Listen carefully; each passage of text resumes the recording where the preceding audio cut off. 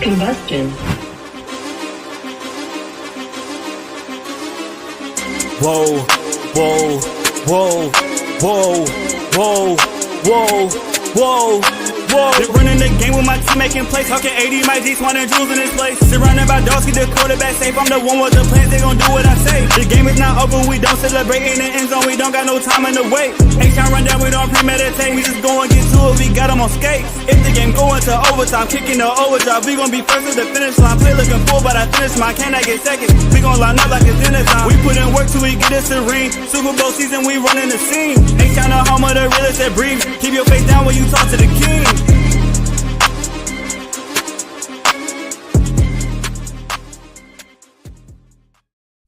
What up, y'all? Welcome back to another episode of the H-Town Rundown. This is your boy AD, and I got my co-host in the building. We got Mike G and we got Auntie Swan.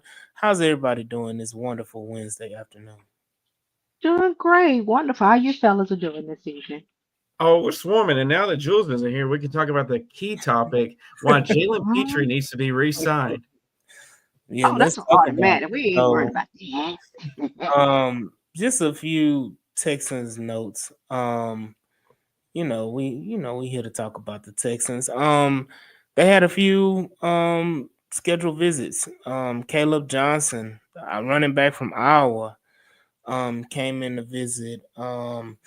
As well as they met or are meeting with Quinshawn Judkins, running back from Ohio State University. There were a few others. Mike G, you have the list on hand? I do not actually have it handy right now. So they also had a virtual with Isaiah Bond. Yep. They did, of course, they've already met with Matthew Golden, who was a top 30 visit. If I'm not mistaken, an offensive tackle I just saw came through the line. Just Carnley? No, yeah, him, but it's another offensive tackle that just came through. Give me a second. From Connecticut. Mm-hmm. We got receiver Kyle Williams as well. Yeah, Kyle Williams, Chase Lunt. That just came through today. Offensive tackle 6'7", 303 from Connecticut. He came in for a visit as well, or has a scheduled visit as well. They also have a visit. Kentucky defensive back Zion Childress is participating in the local Texans Pro Day. Mm-hmm. You got tight end Arroyo from Miami. Mm-hmm. And you also have an interesting one with TJ Sanders, defensive tackle out of South Carolina. So got a handful of names out there. Yep.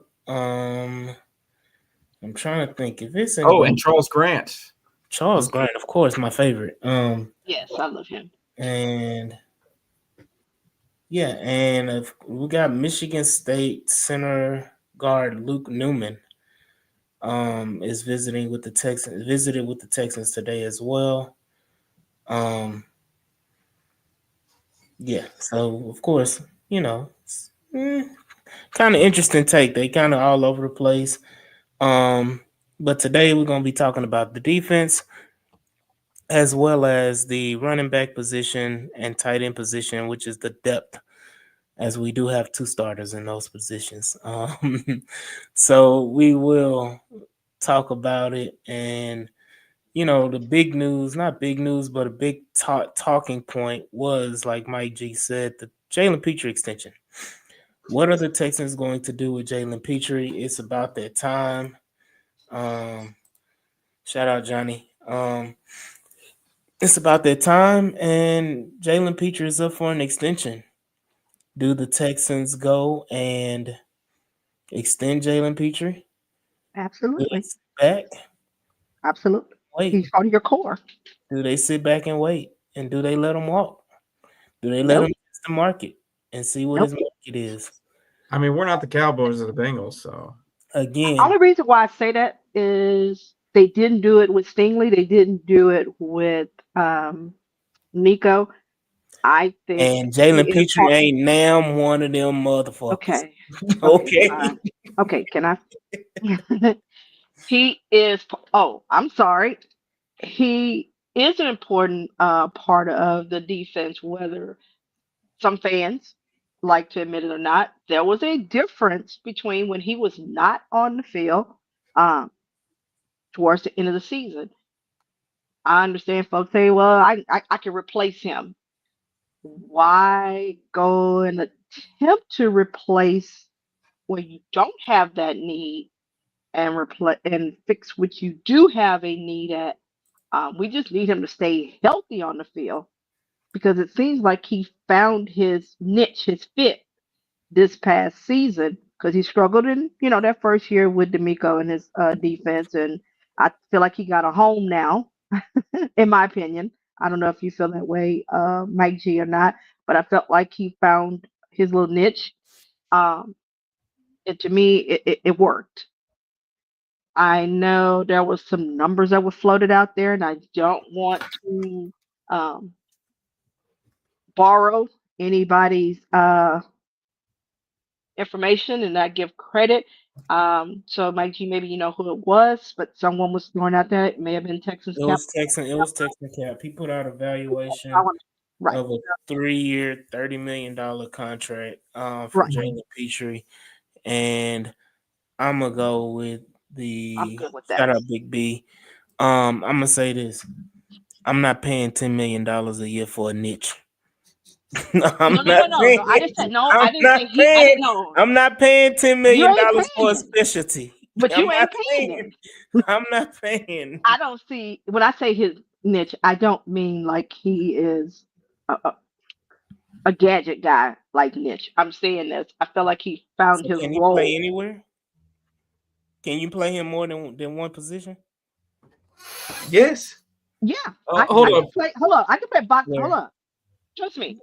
Do I prefer to keep things Where? in front of him? Yes. Do I prefer to keep him closer to line of scrimmage? I'm Because fine. why? Why? No, no, that's just straight. But here's the thing that but here's the thing is Yes.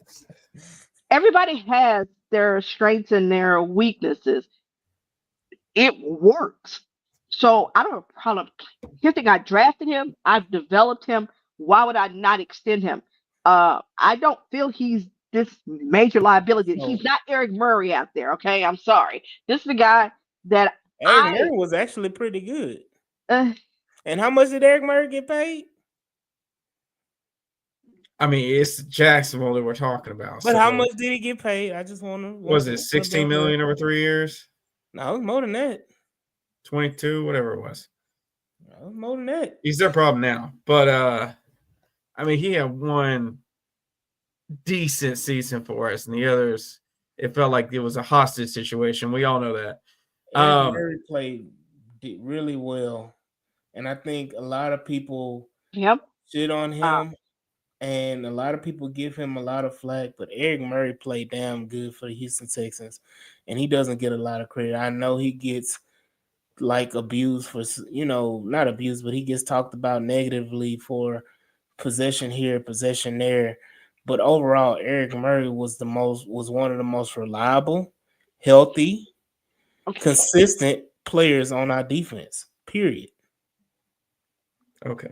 And you can't All take that right. away from me. I know you If can't. we're just talking about I know last year, you can't okay. get the, but Yeah. you can't get. But people can't. He has been hit How like many years has he been in the league? Because I know he's been with us what about 4 or 5 years? Because Yeah, he he's was like O'Brien. 31, 32.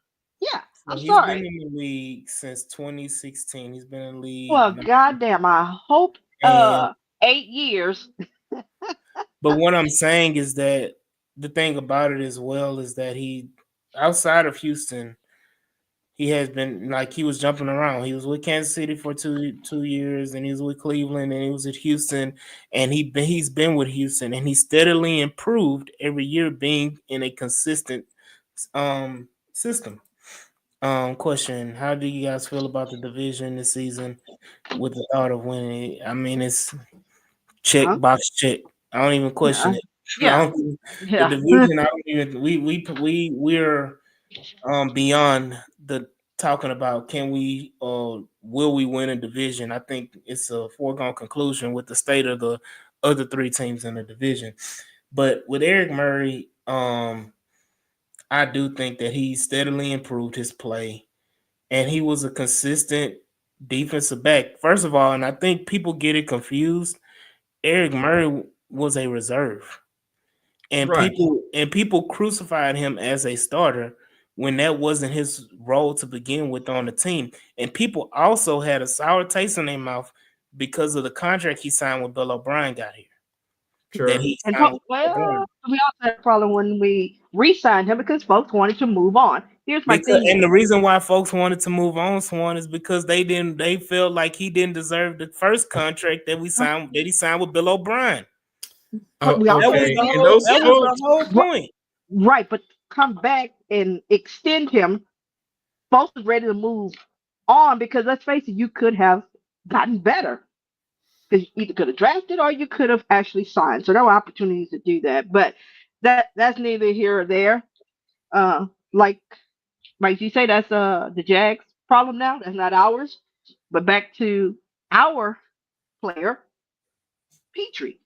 I don't see a reason why you would not. I don't see anything that showed that D'Amico does not value him. So if they're willing to waste money on Jimmy Ward, and we know he can't stay on the field, and we know he's old. Why would I not think you wouldn't resign, or extend rather, Petrie? So this is the thing, and I think a lot of times us as fans, we put out what we as a franchise and a fan base would particularly want. Like Texans Cap put the valuation of him at 3 years, $30 million. We just saw the slot corner for the Buffalo Bills get a what was it a three was it 4 years, $76 million deal. So why wouldn't Jalen Petrie value himself in that range or even close to that range? And so, and again, Brandon said you don't have to pay Petrie yet. You don't again, I think it's What? just under the assumption of fans that, oh, if the valuation is 3 years, 30 million, if we offer him that, he's automatically going to take it. no, he might And not. he He and might that's not, but at the same time, how he smart wants would to it stay be for here. him, right? But at the end of the day, how smart would it be for Jalen Petrie to take this a contract of $30 million, $10 million a year, when he can go out in the market and get 16, 17, $18 million, even Okay, though he wants how much so do you want to be home that you're willing to take a $6 to $7 million pay cut per year, or you're willing to lose out if you over 3 years you're willing to lose out over 18 to $21 million. Like how feasible would it be? Because you gotta sometimes we gotta look at it from a player's perspective Sure. and not just a fans and organization perspective, because the organization is always going to come undercut. Yeah. And I'm just speaking in or they neutral could now insinuate it. Right. I'm saying because no, but I'm saying there are ways you can work the contract that it works in his favor. You put and incentives in it that right. make it where he can get to the 17, 18, because based on game day bonuses How and so forth. so how does And that he's had some so injuries too, so that's part of it. yeah, so how you I mean any contract he gets is going to be very, very incentive based. Even the 3 year $30 million contract that Texas Cap put out there was very incentive based. Okay. So again, Brandon said people get extended the week before free agency starts sometimes. Right. But And that can happen too. I mean, we look at Brevin Jordan got extended towards the end of the season. Jimmy Ward got extended the early middle of the season. Like Nick Casario is good for doing things like that. Um but and yeah, we can see that, but at the end of the day, it's from a player's perspective, from an organization perspective, how smart would it be for Petrie to miss out on that type of money when it's really his first payday as well? um Again, I say the players that came before CJ Stroud, outside of Derek Stingley and Nico Collins, put in a conundrum because it's hard to value what you're going to do when it comes to paying CJ Stroud. When I speak about that, what I'm saying is that when you sign these players to these extensions, and you go, and which is why the Schultz contract looks horrible now, and we'll talk about that in a little bit It looks because all because he was bad, not because of the right. contract. Well, I mean, a lot of people didn't think he deserved that contract after the year he had with us anyway. So again, I go on to the point of the reason why it's hard to value these guys, because if you're paying, let's say let's say you freaking Petrie gets that close to that contract that the slot, I can't remember his name, the slot corner from Buffalo. They got the $76 million contract. Let's say that Petrie tops that and gets 80 over 4 years. Now you're saying, in essence, basically just pure contract, $20 million a year. Are you talking about Benford? Yeah. He's He an got outside corner. no, they said he was a slot corner. Well, that's what I've I heard. I've watched plenty of their games. He's an Okay. outside corner. I'm not Well, saying he can't play slot, but yeah, he's yeah, so he said, "What do you mean you giving me linebacker money?" Which is basically what their contract is linebacker money. Um, I say get a deal done for Jalen before the draft. A lot of people have high hopes in Jalen. Again, Mike brought up the point, never been healthy a year, Okay, regardless. has Nico. So Nico's done more. No, but than he Petrie. mentioned health. I'm just speaking on he mentioned health. So I think Nico has proved, like, so this is the thing. No, what Nico's is been what? hurt, but even when Nico has played, Nico has been proven himself to be at least a top 10 in his position. Okay. Okay, mm-hmm. so we're gonna do the same thing. Jalen Petrie is not top 10 of anything. Okay, so I'm gonna go back to Of if we could anything. so let's rewind because I think we have a little bit of revisionist history here. Oh Because yeah. last year, this time, He was Mhm. ass. when there was discussions regarding extending Nico, very few, and I mean it was very, very few, that wanted to extend him.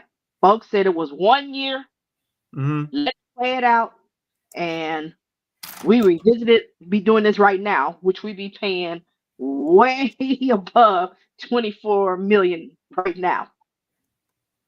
So same thing with Stingley. This was his first year where he did play the whole year. We paid him. It appears as though Oh, yeah. if you're part of the core, they're gonna pay early because they're not trying to get into this, you know, bidding thing. If I really want you, if I feel like you're part of it, I think they're going to extend him. I think Petrie wants to be here. I think they'll find that middle ground. I think you're going to have folks that are going to be upset that say they paid him too much because I think it is going to be a little bit more than that. But like I said, it's put the incentives in there. Hell, do the Casario special. You know, 3 years, two guarantee you go back out there again and prove it to us. Or because Brevin Jordan was hurt, he did an additional year so he could, come back and prove himself. But I don't know. I don't have a problem extending him. I So don't. yeah, and I go back to the point you're making about the very few people wanted to extend him. I don't think that people did not want to extend him. I think that it gets lost in the conversation of people saying put a pause on it. The same thing. I think it's no, it's not. It's not the same thing. The same thing is saying I don't want Nico extended. I don't like let him walk. I, That's different than saying not right now. That's the difference. That's a different conversation than saying I wouldn't mind paying, or I would pay Nico. I just wouldn't do it right now. And that's the difference between saying I wouldn't pay Nico at all, let him walk. That's the difference. I don't think That's the folks are saying don't pay uh Jalen at all. I think you have some that are just People like are saying don't pay Jalen. People are there are saying, some.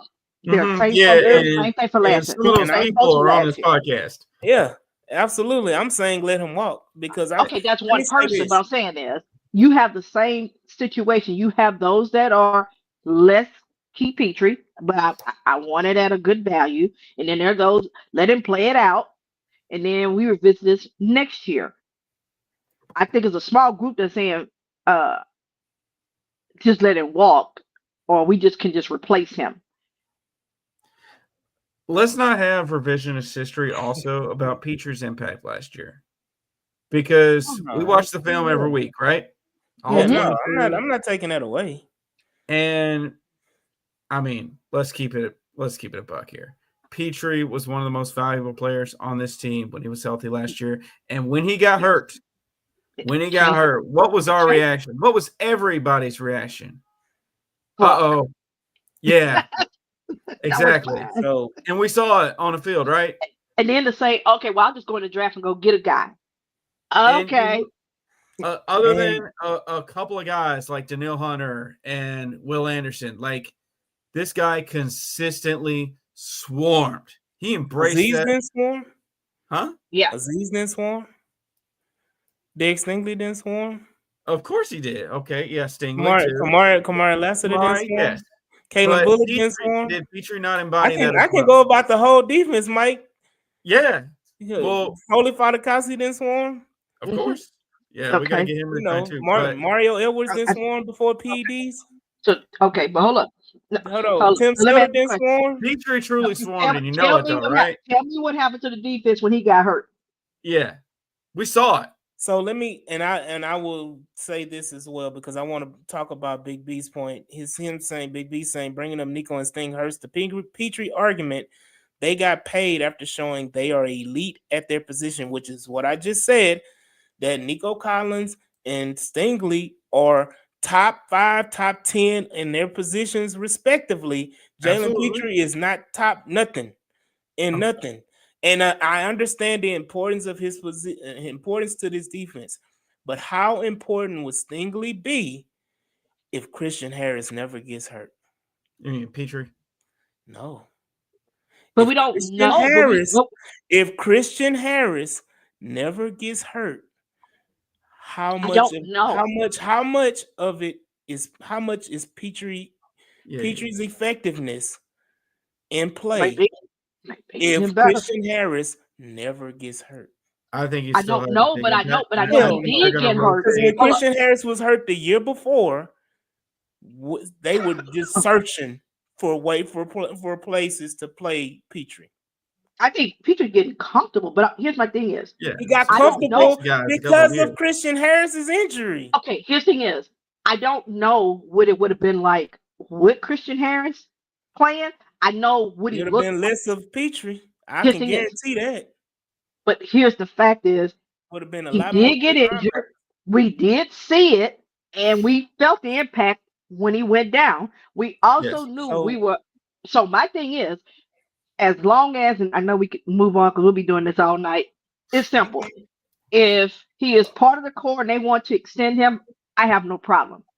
If they don't want to extend him or make him play it out, I'm good that way too. So in Nico, I'm sorry, in D'Amico and in Nick Casario, I trust. So either way, that's just me. I don't know. I believe Petrie injury hurt us because Ward was injured. Man, Warren didn't play the full Mm. season his whole career. But I'm saying he has a point. He has a point Who has a because point? Big B has a point. Oh, If I can't Jimmy see. Ward, no, so I'll put it back up there. If Jimmy Ward, I understand he's always hurt, and I know Jules hates him forever. But if Jimmy Ward is healthy, how much less of an impact? Because Jimmy Ward, for the game or two that he replaced Petrie, it was almost like he really wasn't missing a beat. Oh hell no, that ain't the same. That's not He yeah. wasn't bad, but He was also not. He wasn't. we He also wasn't. He But we was okay, also not. He knew he was was a only going to play a slight. couple games. He was a hair length a hair follicle No, more than that. length. Hell no. Hell no. Okay. Okay. We'll agree to disagree. I'm not Cause gonna sit here okay, and crap on Petrie but like the dude didn't make contributions and wasn't vital on the I'm not defense. saying There he's were some not. plays he made So that so nobody else was on that defense was going to make. and I give him that. My And thing you is need to have and you need to be able to do that. this is my point. My point is not trying to devalue Petrie. My point is not for people not to devalue Jimmy Ward in that sense. That like and that when I bring up the Jimmy Ward and I brought up that point, my point was not to devalue Petrie.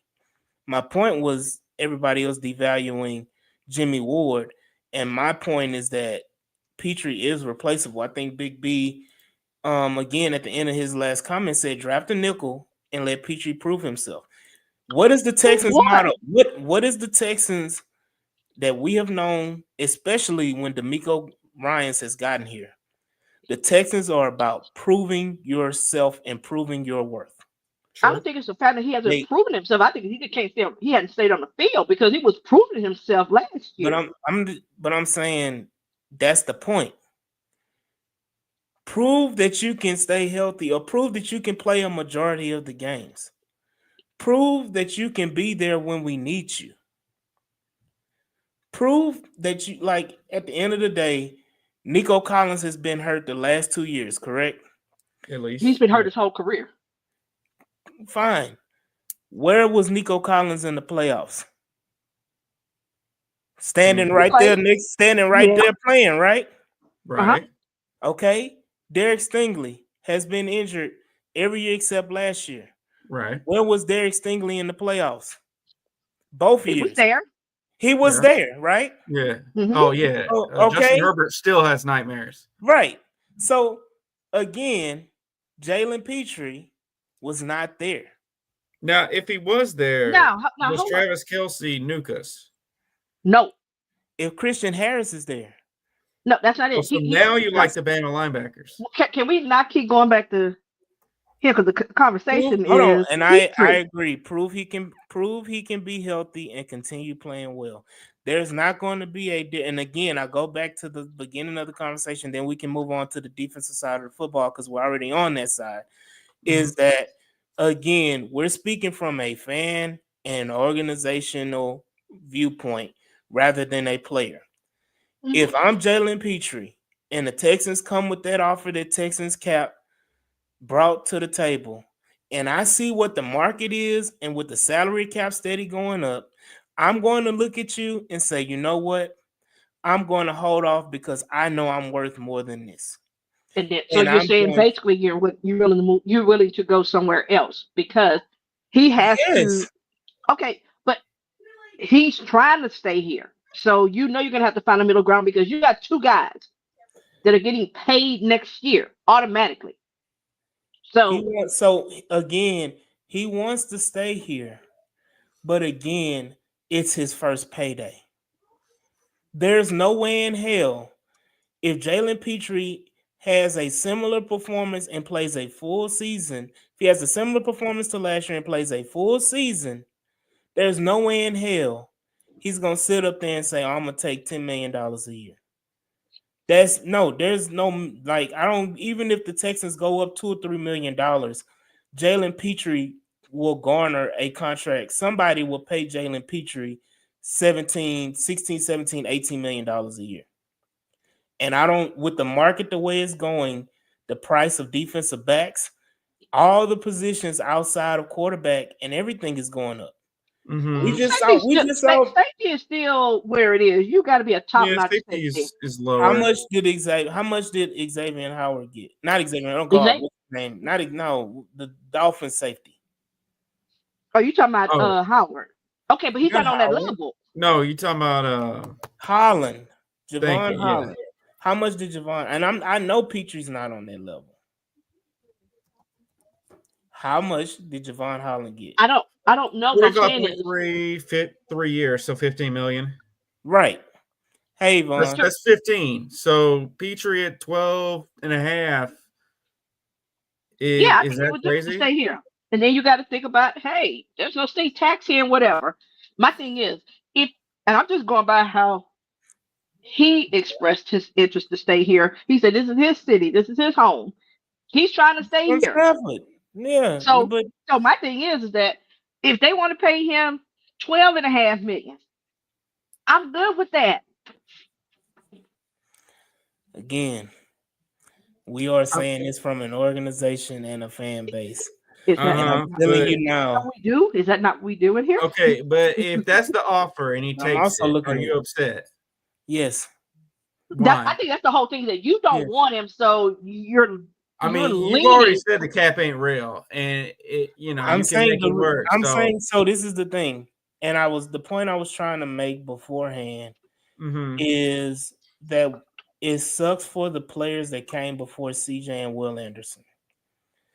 Because now the Texans have to make a decision.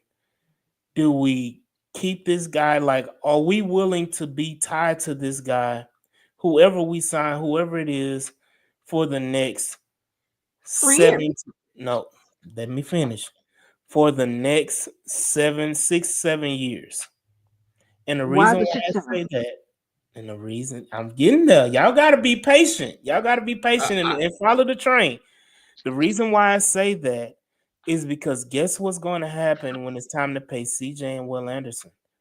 You're going to have to open up and restructure all of these contracts and push these voids, extend them. Basically, you're going to be tied to these players like Derek Stingley. No problem being tied to Derek Stingley for 6 7 8 years. Have right. no problem with that. Nico Collins, no problem being tied with Nico Collins for 6 7 8 years. Are you willing? Are you really willing to be tied to Jalen Petrie for the next 6 7 years? Because I guarantee you, Derek Stingley's contract is getting restructured. Nico Collins' contract is getting restructured, as it already has this year. Then you're going to go down the list of whoever else you sign after that. All of these players going to get restructured? Because you're not talking about just paying CJ Stroud $60+ million. You're talking about also paying Will Anderson Jr. $40 million. So you're talking about over $100 million that you're going to have to pay for two players. And I understand the cap is not real, and it's not. And I agree with that point. But my point also is, like I just said, are you willing to tie yourself to these players for an extended period of time outside of, oh, I'm just signing him for 3 years? Because when you sign a Jalen Petrie to a 3-year contract, you're not signing him to a 3-year contract. You're Yes, you signing are. him to a 6-year contract No, or you're a not. 7-year No, you're Swan. not. When you But you're not. restructure the contract, Who said they're you're going to restructure? but you're missing. I think you're missing my point when I say tied to a player. You're When I thinking say beyond 3 years. And his thing yes, is, this is no, but because your you thing, are you're not. Because you think Casario, because no, Casario's Swan. made it You're perfectly looking clear. Swan. Listen to me. You're looking at it him physically, him as a No, physical person. I'm looking at it I'm from a looking at contract. it money wise. Me If too. you restructure his contract, when you push that money down, that money becomes what? Dead cap money. Right. And I have to say two things. One, That is my point. no, I'll say this, but what you're missing is one, Casario doesn't look at anything beyond 3 years. So my thing is whether you were to want to restructure, that would be based on if you think he's going to be here beyond 3 years. Because with the timing from between now and the next 3 years, you might have drafted his replacement. So it's a mute point. Teams do re-sign players It's not a for a mute short period of point. time and let them go. Swan. Number two, hold up. Swan, go ahead, because I'm about to counterpoint. The second part is the dead cap. Because doesn't really care. I'm going to say care, but he has no problem taking on dead cap. And part of that is that we traded Laramie Thompson. So you don't have that big old contract. You we don't even know what they're gonna have with what's his name next year, Titus Howard. Does he get extended next year, or do we let him walk? Then we He's let gonna be in Shaq it. Mason. We let Shaq Mason go, and on June 2nd, what is it? 9 million, 8 million, something like that. gets added back into the cap, hey, there you go. That's part of your money for what's his name. There's ways to manipulate and play with it. I'm not looking at Petrie beyond 3 years. Now, Oh, if you define him in the next 2 years, if he has shown that he is still part of that core, and when you go to restructure to create cap or whatever the case may be, and you do it, great, wonderful. But guess what? Let's say, for instance, it turns out, you know what? I'm ready to move on. Guess what? I think you missed my point again. The point. So I understand your point about sticking to a player for 3 years. My point is that if you extend him, you're going to have to restructure. Why? You're That's what going you're. to have This is what to. you're not helping me understand. Where's the rule that says if I Where, extend this so player, where so I'm talking about where's this player, again? this Where's player. the Swan? Anybody making double digit in the contract, millions of dollars per year, their contract needs to be restructured because you're not just Not paying something everybody. Stroud. Swan, who else are you paying on the team other than Jay? If you extend Jalen Petrie, who else are you paying? Who else are you paying on this team? Okay, I'm talking about pay. Where's the money? Like I think you're missing my point. Where is the money going to come from? Whoever is on the team, 'cause there'll be other players on the contract that you could restructure. Why Who? does he have to be? Swan, who on this team? Again, look at the roster. Look at even if you bring in a guy, who are you going to restructure? Okay, there's Aziz that's on this team. There is Swan, actually a we Hunter. just No, hold restructured on, wait, these. hold on. We, huh? You can restructure him. Autry's going to retire. No, I didn't say Archer. I said Hunter. We I just mean, restructured Hunter. and you can again. Swan, you still missing my point. You looking? None of these players are worth $100 million. You're going to have to restructure damn near your whole team. I Like disagree with literally. that. Have you looked at the salary cap for the next few years? Nobody Because I'm knows what looking the on here. salary. Nobody knows what the salary cap is going to No, be the no, I'm next saying year. is right now. No, you can look and see what it is, and you can see how That's many based folks that on are this free. year. No, if you looking in the With future. the tariffs and everything, the salary cap may dip. I'm just playing. I'm just. Okay. Anyway,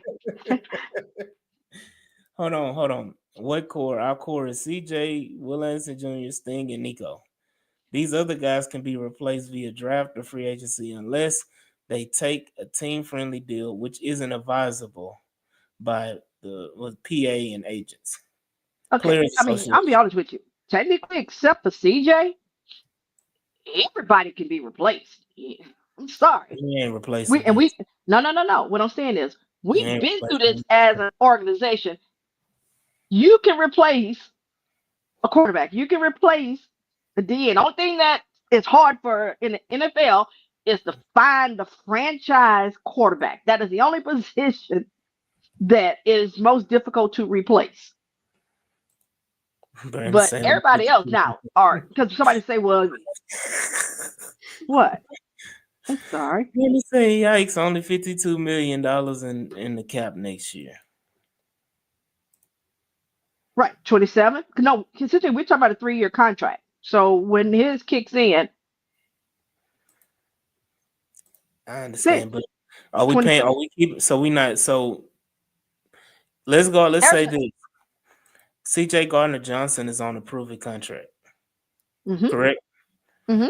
If C.J. Gardner Johnson outperforms Jalen Petrie, are you going to let C.J. Gardner Johnson walk? No, Why are we committed to mediocrity? Why but can't we I'm saying have an no, embarrassment of riches no. What? like that? I'm sorry. Where I'm we trying to are the understand.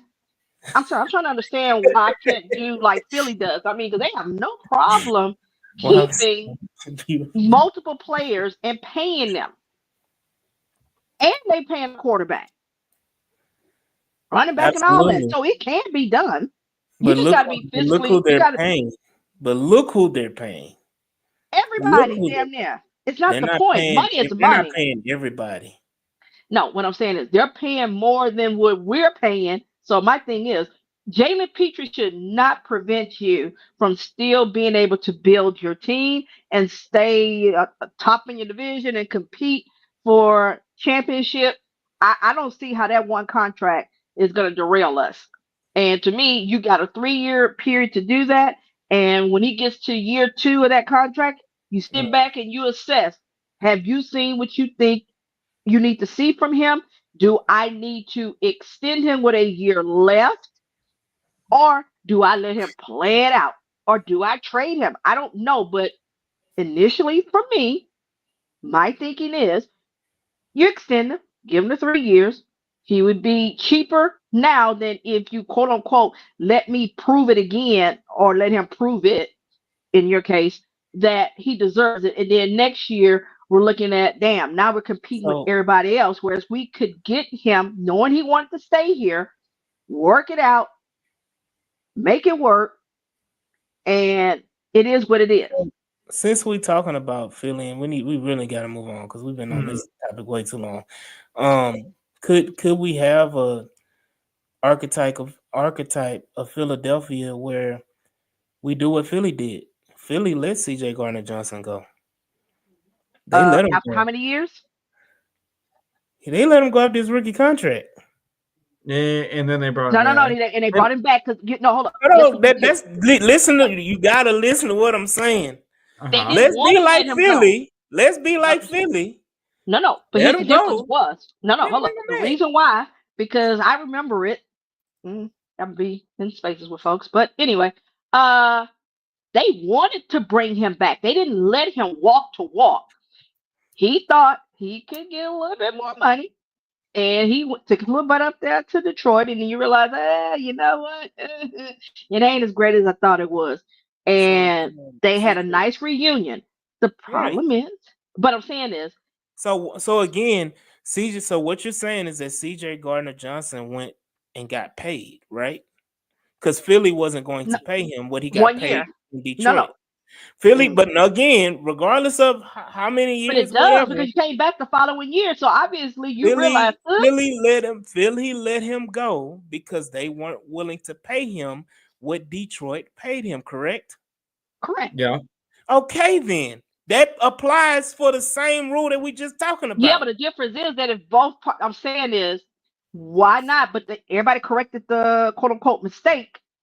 They corrected theirs, gave him what he wanted. He realized, hey, grass ain't green on as it is over there. So you're back. My thing is, why even take that chance? If you think that guy is vital to your defense, he plays a role, he's a contributor, a good contributor, then you take care of it before you wait to see, oh, let's see if he balls out. And now we bidding against everybody else. When I could have locked him in early, let him know, you know what? We believe in you. We drafted you. We developed you. Let's play this shit out. To put a bow on this topic, though, I do want to point out that we got a bell to ass, literally, Mhm. defender with C.J. Gardner Johnson. Mm, Is at the Super Bowl parade with that, mm. and the last three teams or last 3 seasons, he was on a team that made it to the conference Championship. championship game. Yeah. So hey, I'm looking forward to that. Give Hey, me that all Justin, day. Justin Watson, hold on, Uh, Justin Watson too now. I know so it's offense, but hey, got speaking good look on both sides. speaking about defense, and I know it's when we talking about defensive prospects in the draft. And before y'all go ahead and like, share, and subscribe to the podcast.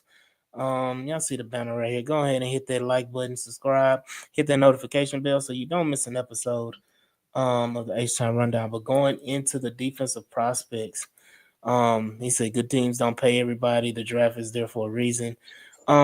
Again, I will say this that defensive prospects are not very talked about. They're talked about, but not nearly as much as they should be talked about for the Houston Texans. I think a lot of people are so uber focused on the offensive side of the football that they're not haven't been really talking about the defensive prospects as much. Mhm.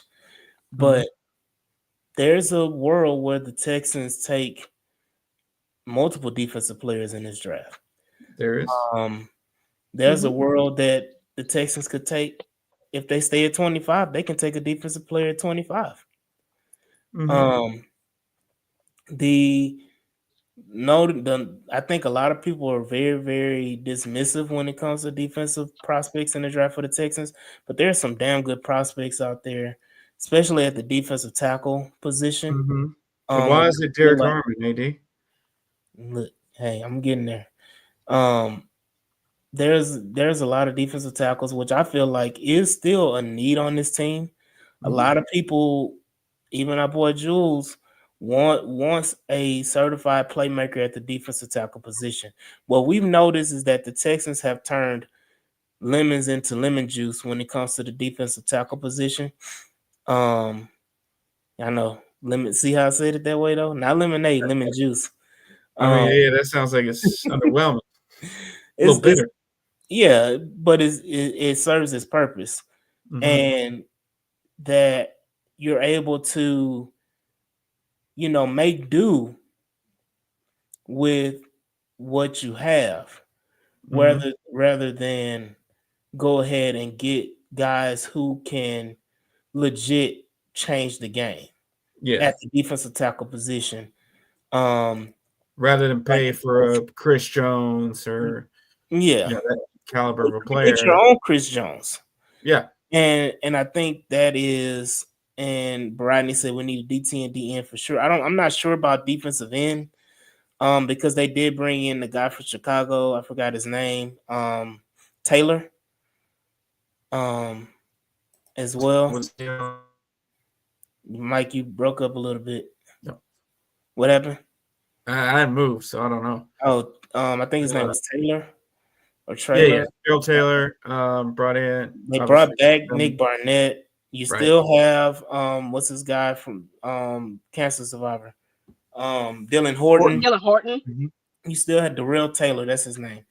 You still have all of these things, D ends. I'm not too keen on defensive end. Defensive tackle for sure. Mhm. Brandon said they've interviewed defensive tackle, defensive end, and cornerbacks. Corner is another. Yeah. Corner is another that you can look at and say, let me draft. Do I draft a Maxwell Harrison in the second round? If he falls to 58 and they take Maxwell Harrison, are you upset about that I'm pick? confused. I am too. Depends on who So, you take at one. I mean, at so if 25. I take Maxwell Harrison, guess what that opens up the door for? Me to move Kamari Lassiter. Why? Why do I need to move Kamari? Why? I He's versatile, right? He can play. He right, can He I'm play. saying, is, listen. man. You can ball out on I the mean, if outside I too. mean, no, I'm He saying can is I play. can. I think No, it's the way Kamari you Lassiter said can it. succeed wherever he is. He's a Right, but dog. He can succeed in the slot. He can Mhm. succeed outside. Hell, Mhm. you can play him anywhere. He's going to I make a play. He's no. that type Put of. him at D tackle. Let's I agree see. with you. That's the way you said it. Oh, we Listen, can move him. I'm like, I mean, yeah, that's a because plus. if you draft a Maxwell Harrison and Maxwell Harrison proves that he is damn good outside, then why not say, okay, To me, we can move Kamari. But the point I'm trying to make is that you can see outside of safety, I would say you can see the Texans even linebacker make a draft pick at linebacker. not Um no first, not in the no, first Yeah, at no, round. some no, point in the no, draft. no. Yeah. I'm saying in totality. I'm not Yeah. saying specifically for the first, second round. I Right. specifically said defensive tackle or say defensive tackle or corner, and I wouldn't be surprised. We were just I sitting here would. last year watching this draft live and was like, what the hell are they doing drafting Kamari Lassiter at 42? No, no, no, it wasn't. Because No, you do. going into the draft, Nick Casario has done what he's always done and what he did this year. He No, okay. creates it where you're not needing a certain position. Right. So Not, you're able to no, you draft. did. No, everyone knew they were taking a corner in the second round. It was what corner? Folks thought it was going to be Kool We Aid. knew it was a definite possibility. We Right. did not expect Lassiter. We didn't know for sure. Folks felt no. We had two picks in the second round last year, And most folks felt comfortable one of those two in the second round was going to be a corner because that was a definite need after only signing Akuda We and sure. Henderson.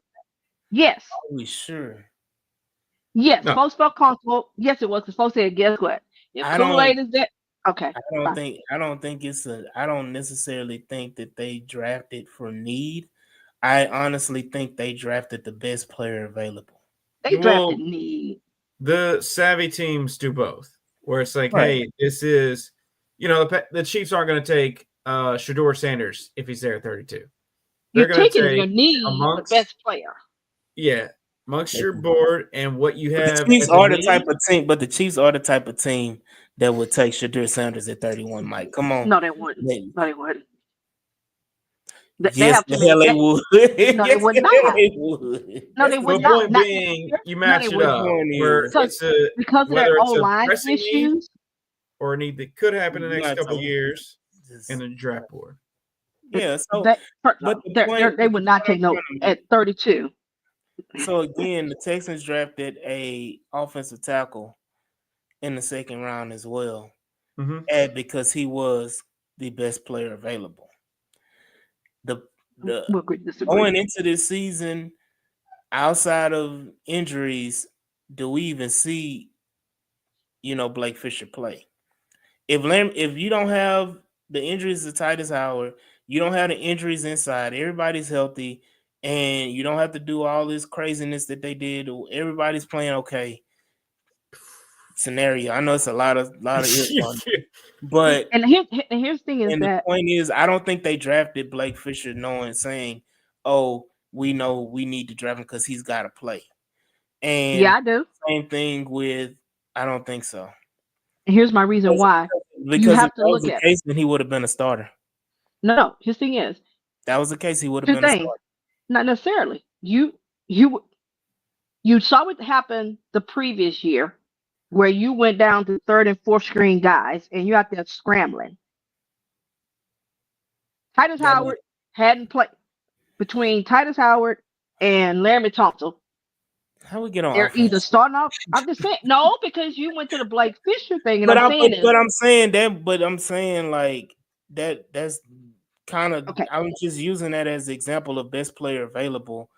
But I'm And saying is I didn't want to get into the weeds because at the end of the day, I honestly believe that at 42 and what was it, 57 that we picked, yeah, Blake 57, Fisher, 56, something like at that. 42 and 57, those two players were the best player on available. But I think they were also looking at they knew both of those guys were not going to be the future, and you needed to also. I don't think you draft. I don't think you go into the draft. I think you And did, I don't. and they were right. But again, I'm saying I said I don't think that they went into the draft saying we got to take a corner with one of these 2 second round picks. Hold on. Yeah, they had Derek Stingley. That was it. You didn't have nothing else after the Derek Stingley. Swan. Nobody knows what any of these players would have been because you could have drafted Kamari Lassiter at 42, and if he didn't work out, now what are you saying? What if the roles were reversed and Kamari Lassiter did not work out, but Jeff Okudah and CJ Henderson were actually players on this team? Folks Now what is the logic and what is the thinking behind it? Guess what? You know what it is? Then we're deeper. But Swan, then we're deeper. Say it's good. How are you deeper when you're saying Kamari Lassiter was ass or wasn't a factor at all? How are you deeper? So my point being is that it's great to come up with these notions as revisionist history because of what we saw play out during the year. We're talking about bring yourself back to that moment. In that moment, it was like, okay, we were talking about corner before we signed Jeff Okudah, before we signed CJ Henderson. They went in from an outside perspective looking in. The Texans said, you know what? We know we need a second corner. We're going to take two guys who were drafted in the top 10 the last 2 or 3 years, even though they had injuries and they had whatever. We're talking about corner number 2. we're going to put our money, and they did between They both of did. them. They paid, what was it? I think 7, 8, 9, damn near $10 million Right. for a cornerback too, for it not to work out. And you can't sit up here and say, I'm putting that much money on those Yes, guys again. and in their position and saying, no, I'm just going to rely on the second round pick. No, you sign at a free agency, you put them in camp, you let them battle it out. But you also knew you were only signing them for this season, and you hoped maybe you get something out of one or the other. But there was nothing that said Jeff Okuda, because anybody who's watched them, there was nothing left really in that tank. You was really hanging on, damn, low risk, high reward, possibly. But nobody was believing those two dudes going into camp. So when we looked at the draft, yes, you was looking at corner. Now, Fisher was the surprise because I expected them to take one a little bit later on, but not that early. So when they did, that told me right there, somebody's not going to be here next year, or they don't trust that both of them can stay healthy. That's what I saw. That's not revisionist history for me. And based on conversations folks was having last year, folks kept saying we needed corner, corner, corner.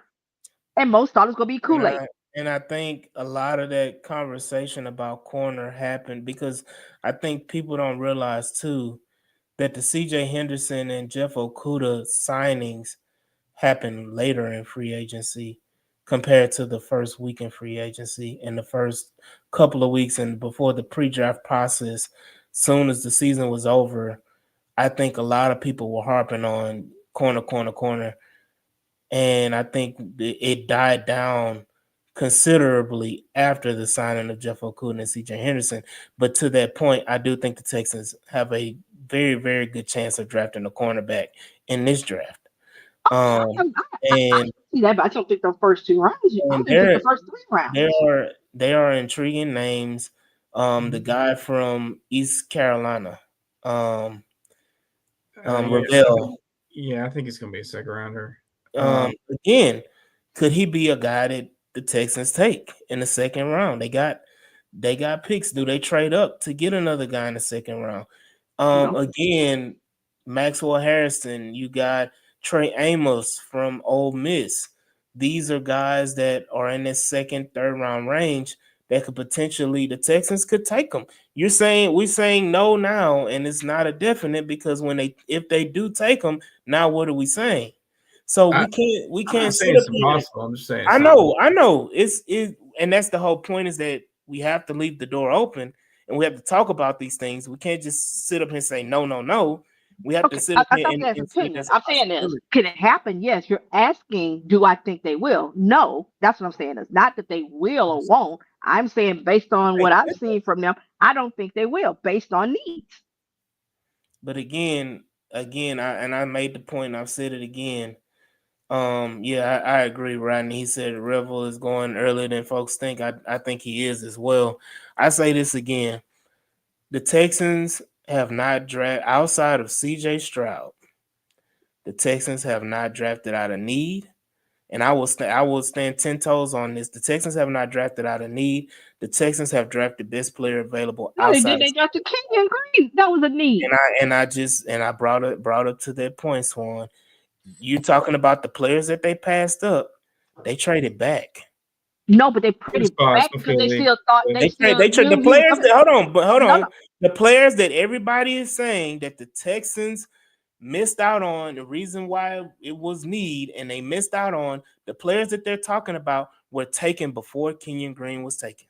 Right. And that's how you know they drafted based They on need. traded, but they Because traded one, back. But right. They traded back before any of those players were taken.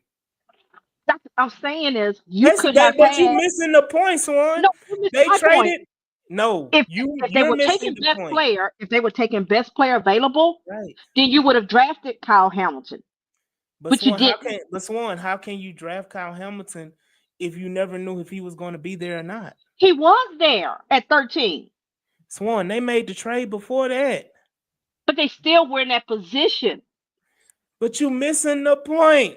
How can they know? Because they Swan, had how can they because know? we needed How do a they guard. know? How do They they know when they made the trade? How do they know that he's definitely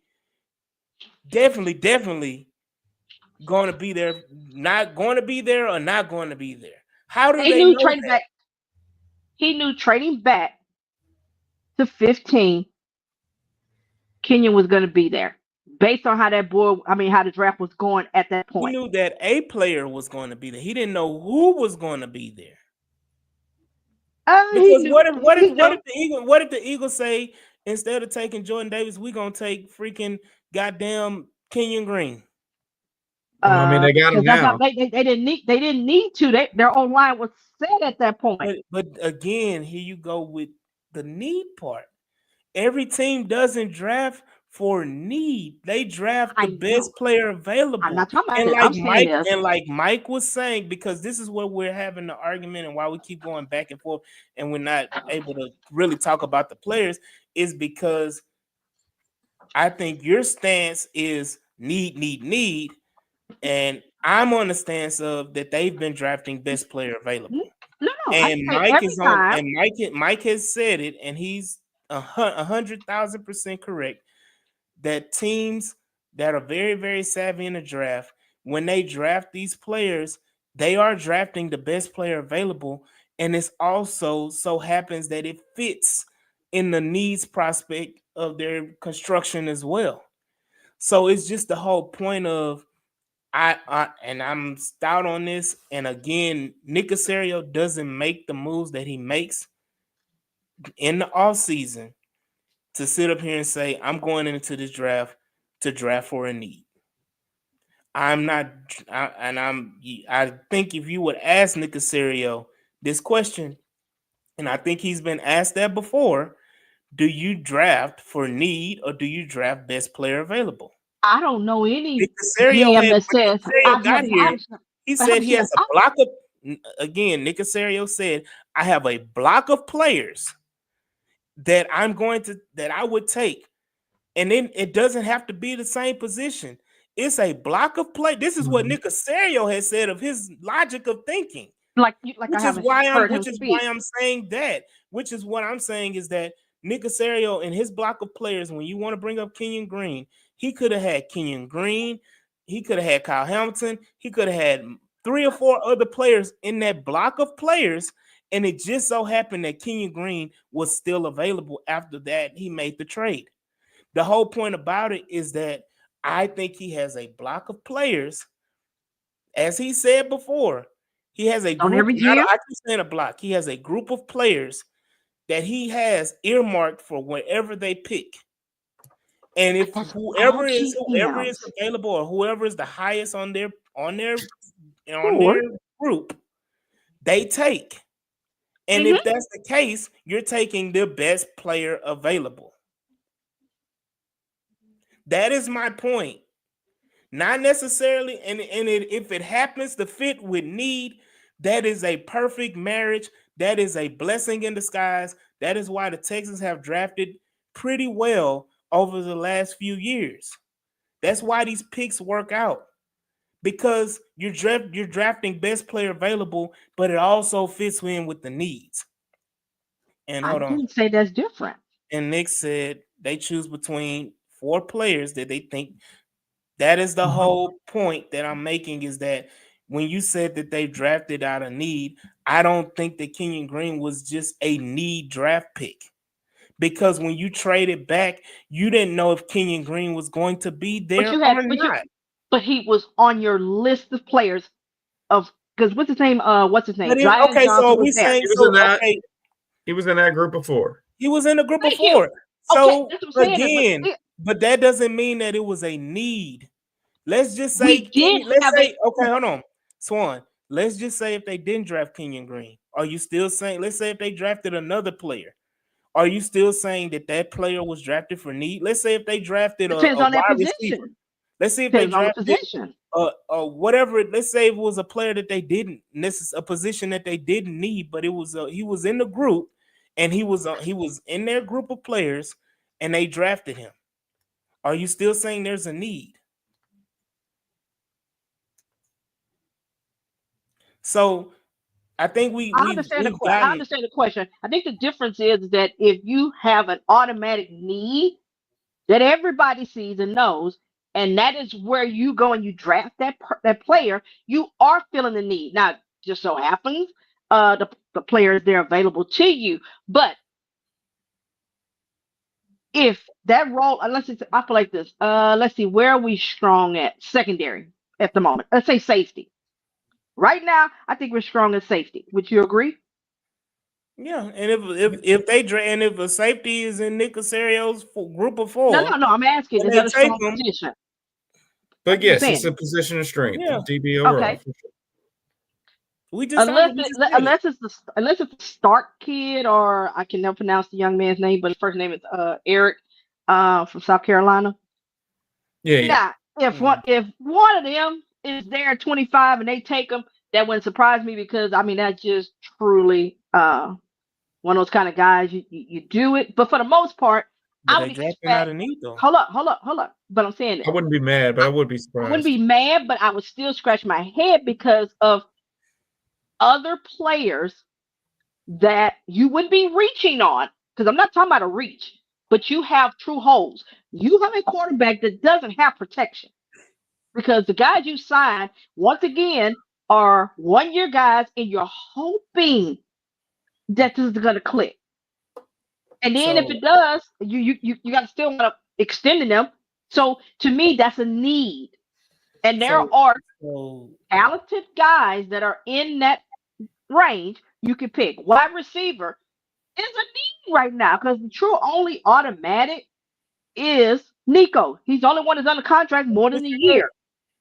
So I would think, based on talent and based on your board, how you're ranking folks, there are guys, let's say four, that is in that range of your O line, wide receiver, and I think we defensive need tackle, defensive tackle. linebacker. So to me, those three, no, those are well. To me, I think you're fine with your linebackers. Uh, your DT, I think you need to add another. I mean, because let's face it, you haven't re-signed Fadakowski. So So right now, all you got is one that from last year. I'm gonna say this because I think that it gets lost, and the reason why I say that, the way Nick Casario operates has to be looked at differently. I look at it like this: if the Texans were to go out and play a playoff game or a game in general, they have a high chance to win that game, or they have a high chance for that game to be super competitive for them to win that game. If they, as the roster is currently constructed, you currently right now, you can sit up here and say, put out there. I know I can put out a starting five offensive line. I can put out there a starting five. I mean, I can put out there two or three starters at wide receiver. I can go out there and say I got a running back. I can go out there and say I got a tight end. I can go out there and say I got a defensive line starters. I can say I got linebackers, and I can say I got a full secondary. And I can Oh, go out I got a tomorrow full defense. I got a full defense right and put now. I put that again, defense out there against anybody. again, Offense, uh, again. I say this right now because you brought in veterans to fill no. this position. So you're not sitting up here and saying I'm relying on just rookies or second year players. I brought in veterans, regardless of what people think of these guys, and I understand that. And I'm gonna say this point again, like I said the first two times we talked about offensive line, because here we go again, going back to the same shit that I'm not trying to talk about anymore. It's the offensive line. I'm trying to talk defense, and I'm trying to talk, other positions that we could potentially take. When you go back and you look at it right now, and the people that they brought in, you can go out there and work with those guys. You can say what you want to say, but the mentality, and I'm gonna say it again, the mentality of these guys that you brought in are the mentality of guys that are going to work together, and they're not the mentality of guys that are going to work individually. The guys like Laramie Tunsil, Shaq Mason, Kenyon Green, all of these guys played individual football on the offensive line. If you get guys with the mentality of we're going to work together and we're going to work as a unit, as one, I don't care if they're lesser talented, they're going to be decent. I'm not saying that having these guys on your offensive line means that it's the end all be all, but going into the draft, if you were to play a game tomorrow or this Sunday with that offensive line, I can almost guarantee you the shit would not if it was, it would look either the same or a little bit better than what the hell you saw last year. And we I would won hope so. I ain't no hope. I know. Cause it was terrible last year. No, I'm saying his thing It is, was terrible last year. And I I would understand that. say, and I'm saying this, that because it was so bad, I honestly believe that you are not going to get worse than what you had last year. And because of that, we won 11, what was it, 11 games last year? We won 10, 11. We won 10. 11. Then how many did we win, Swan? 10 regular season games and one playoff game. So We if you're won trying to 11. say How that, many games did we win total, Swan? okay, never mind. Yeah, Continue. we won, and that's my point, is that we won 11 games last year with a putrid offensive line.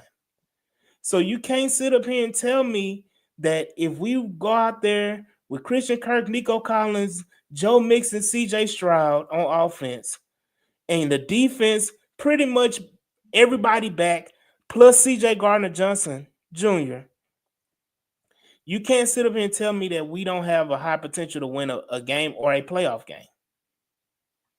So, I, I feel like we can win a play. I mean, that first game, I'm always confident we can win. right, and that goes to my overall point about what Nick Caserio does pre-draft. He does this so that you don't. So if you can go out there and say I can win a game or even win a playoff game with the roster currently constructed, why do I need to go into the draft saying draft for need? Because my head coach says that's just not good enough. Yes, do I think you currently right now as this team is constructed, I, defense wise, I have no doubts about because that side of the ball is stable and they high perform. It is the offensive side. I don't know, based on how it's constructed, if that is enough to beat the Ravens or the Chiefs in a divisional round game right now because I haven't seen with that O line.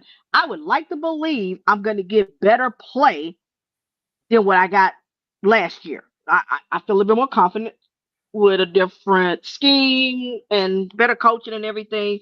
And like you said, having everybody working together, it should be better. But I don't know for sure because that has been 2 years in a row where we have fallen short at on the offensive side, whether that is due to injuries or performance, that is what has hurt us. So you But do need again, to improve because there's only one guy. but Well, again, I will say this to your point of we don't know.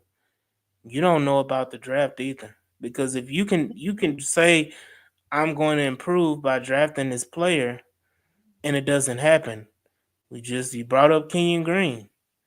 We said draft no, not you a said lot. you was giving. I only brought up Kenya because you say it's only one player that he Yes, drafted out of need. And right, I was just saying I that agree. was more than one, but that's just my Right, I'm going back. I'm circling to the point about Kenyon Green is that Kenyon Green was considered an upgrade because what the hell did we have before Kenyon Green? That year before Kenyon Green was it was the worst, probably the worst offensive line play we've ever seen. We thought this year was bad. That year was ass cheeks premium. right. I And Here's the got a thing. so workout invite. Here's the thing. You so went hold from on. run. You went. Hold on. You went from So runny to dry. That's it. I mean, so but but again, you stop the flood.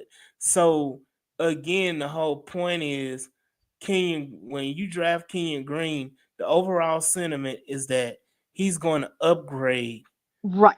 and be better. Kenyon Green was not that. So again, if you go in and say, I'm going to draft whoever and they're going to be an upgrade because you don't know. That's my point, is that the same way you don't know what you have right now, you don't know what you're going to get from whoever you draft. It You doesn't don't know. matter. I mean, you don't We know. didn't know. We Okay, that's didn't know. anybody. We hoped that CJ Stroud and Will Anderson were going to be game changers and franchise movers. We absolutely know that? I mean, No. nobody knows 100% no matter what you do when you Anything. draft. So But it based so that goes but to the based on point their of, traits and what they've done in but school, you again, can't. but again, you can have a lot of traits.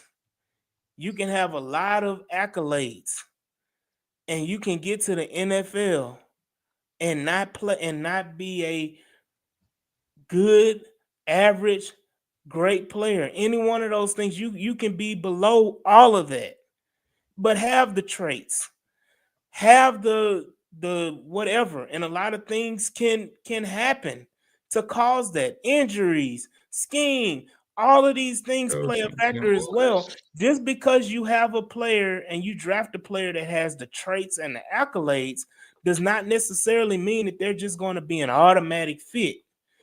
And you hope that they fit, but Of sometimes they course. just don't, and it doesn't work out. So my thing is that nobody, the same logic you're using about I don't know what I have, you don't know what you're going to get as well.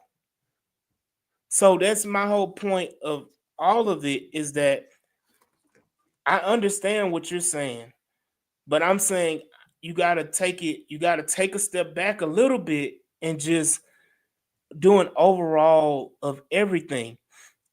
Again, defensively, I think guys like Derek Harmon, I was going to bring him up. Walter Nolan, who may slide to the second round. Edges, you know, Shamar Stewart was not talked about. Oh hell no. I'm not, and listen to me, I'm not saying the Texans drafted him. I'm using him as an No, I'm example. saying is why would you look at an edge in the first or the second round? I'm not talking about the Texans. I'm talking about in general.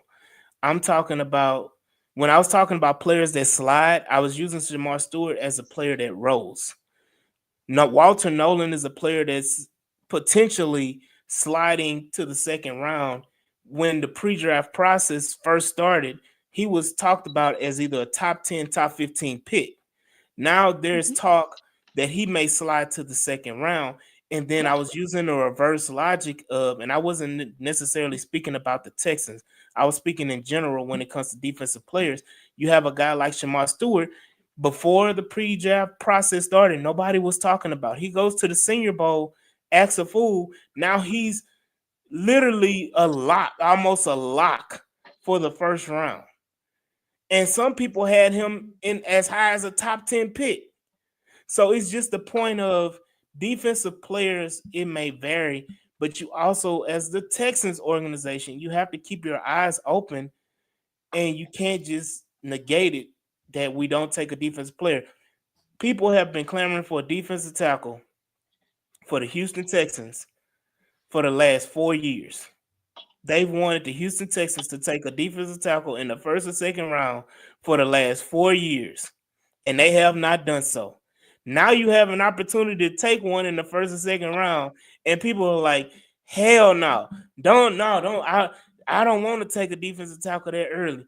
And this, and that, and it's just ironic to me that something that the fan base and and people, would say that the organization should do or have been clamoring for. Now it's the opposite that Well, we one, get. I'm fine with defensive tackle, uh, first round if one of those kind of guys fall, minus uh the Stewart kid. Other than that, I'm Well, fine with he's it. But not. I He's think the not. reason, He's not a no, defensive tackle. So I'm not even no, talking about him. no, I'm giving an example. I'm saying this. I'm fine if they went defensive tackle in with the 25th. Would I have a preference that they go O line or wide receiver? Mhm. Yes, but I'm okay. Those three positions, and I've played around with it in my mocks of doing. any one of those three, I spend more time actually trading back and getting an Hmm. extra pick here in the I'll third tell or the you fourth. about that next But episode too about yeah, trading back. right. But just And to say that I've put that out there, not that automatically we're going to stay at 25. Right now, everybody has their picks, which is the first time I think they said in several years, I think about 7, 8 years, that every team has all of their first round pick. So somebody's Mhm. going to trade back. I wouldn't be surprised if we do. But I think the reason why we have fans that don't want them to do it now is because we have a need, and regardless of how you see it, we do have need at wide receiver and at O line. So in their mind, not just one position group that is a need. You have two that are needs. So they would So, prefer if you fix the need because we trust D'Amico. It's like, okay, whoever you give so him, he's gonna make it shake. So right. he seems to So make that work. this is the thing also is that you saying there's needs, and we just talked about them the last 3 weeks about offensive line and wide receiver. There are players that are going to be available that are going to be, I wouldn't say, I don't think there's legit superstars at the wide receiver position. Their starters are day And, one starters. but that was the point I was trying to make. So I don't think there's superstars at this position. I remember us picking 7, 8 years ago around the same range when Andre Johnson was nearing the end of his career, and we took a guy and he ended up being a superstar in DeAndre Hopkins. I don't think you have that type of talent at the wide receiver position this year. I think it's muddied. Whereas you're saying you can get starters, I think their starters can be had at the wide receiver position later on in this draft. And when I say starters, we're talking about wide receiver 3 for this team. And see, I'm not And looking I'm looking at wide receiver too. well, that's the thing, Swan. I don't think anybody you draft is going to be better than what Christian Kirk is right now, currently. Oh, I don't think anybody that you draft, there's nobody in this draft at the but wide. not. And we keep going back to this, and I keep letting you drag me into this shit, and I'm not gonna do it. Christian Kirk is wide receiver 2. Again, I can see them taking corner. I wouldn't, you know what? A wild card, and I shout out to Tony because he's been talking about this guy for a while. Jahad Campbell Mm-hmm. from Bama. Alabama. If he falls, I can see Nick Casario doing one of them spread leg poses at the draft table, picking up their phone and calling Jahad Campbell from Alabama. Man, That would look. It's not out of the realm of possibility, but there are a lot of defensive prospects, and we do need to I think we'll do that more. We'll mhm. go into more depth because we kind of got stuck on Jalen Petrie for 40 minutes. But I think there is more to talk about prospects that could fall defensively, as well as prospects that will be available later on in the draft that defensive wise could possibly be picked. Another Shamar that was talked about on Twitter between Aaron Wilson and other prospects was the Shamar Turner, the defensive tackle from A&M, and surprise, surprise, I'm okay with the Texans not taking Shamar Turner. I would prefer that they don't take Shamar Turner. Um, and there's a lot of reasons for that, but he's a guy that the Texans have been looking at. That they visited him, I think at the Senior Bowl. They also met with him at the Combine, and they had a visit with him as well. So it's a lot of smoke behind that, and there's certain players like that as well. But again, what about the late round corners? What about the mid to late round corners? What about the mid to late round linebackers that are possibly available? And I do want us as a podcast to really take a step back and look in depth at those guys as well. But again, I wanted to talk about tight ends. I wanted to talk about running backs, but we may have to pause and take that again because Quinshawn Judkins, Mm-hmm. Caleb Johnson, um, Tootin Yeah. from Virginia Tech. Um, there's the running just as much as again, we're not looking for a bona fide starter. We're looking for a depth at the running back position because I can almost bet that Change of as a pace.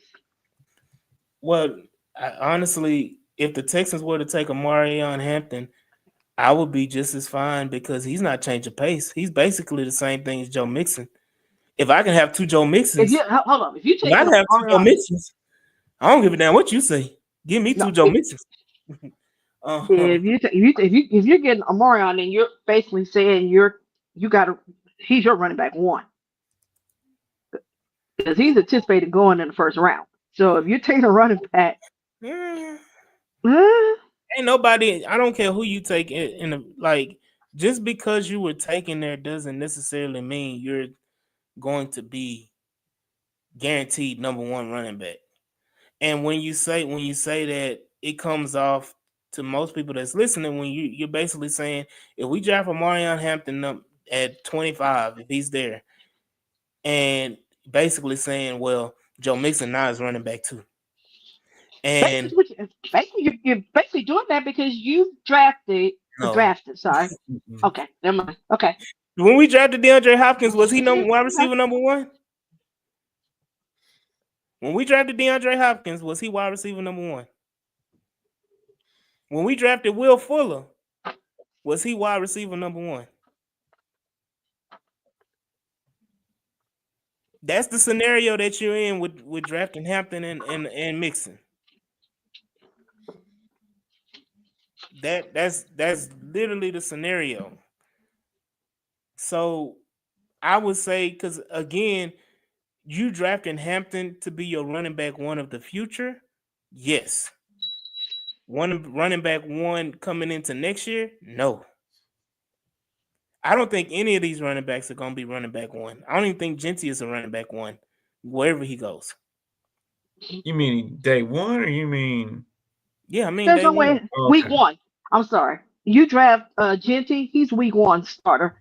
Yeah, I I'm did. sorry. You He don't got take a running back in the first round and say, "Oh, well, that's for the future," but he's not going to be. Yeah, okay. When you know you have true needs in other positions on offense, but hey, that's Yeah. just me. So there are guys as well at the tight end position. Arroyo that we've met with, Elijah Arroyo from Miami. Mhm. Um, you have guys like Mason Taylor that Swan loves. I hate the white guys that just any Bishop loves white tight ends. No, no, Shout out no. See, Bishop. I know I like Mason because actually, all the tight ends that I like because they're good. I don't, Oh, No, so you couldn't even let me get the joke off, Swan. hold on. I'm What is Tony sorry. like? Damn. So when I was trying to get a joke off, couldn't even let me get the joke off. Again, even Terrence Ferguson. Yeah. Mhm. Terrence Ferguson sounds like a straight up black man.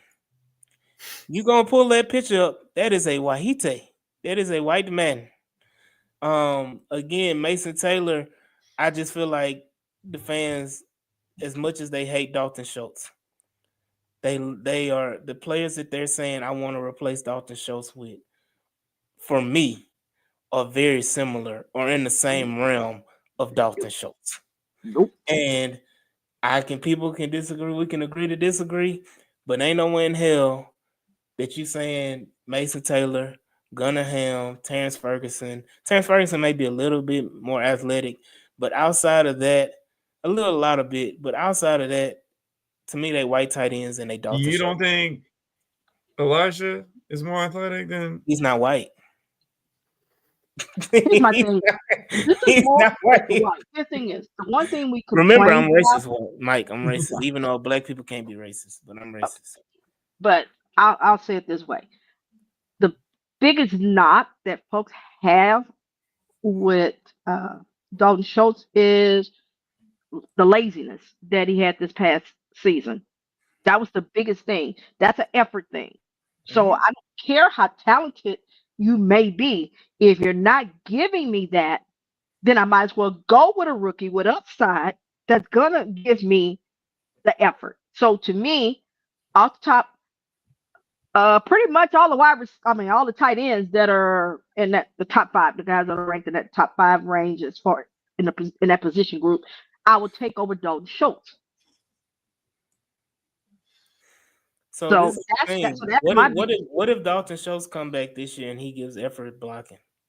Okay, it'll be the first time in Oh, his career, are but we are we we'll see. what if Nick Caley was the one? He was the 1-1. Is the tight end whisper? Is the tight end whisperer that got Dalton Schultz to block. Hey, that'd be great. But right now, And I think and odds I are yeah, I'm gonna say this, and I know a lot of people hate Dalton Schultz, but I I don't hate honestly it. think no, I I, said I just don't like I didn't say, laziness. but I You did say didn't say you hated him. You said a Oh, a lot okay. of lot of people. people. So throw a rock. um, but it's just the whole point, and I said a lot of people hate Dalton Schultz so much, but also the fact I think that if Nick Caley was not a tight ends coach, I don't think I feel like there's a lot of desperation in certain fans that I've seen because this is one specific fan that just loves them some Loveland from Michigan.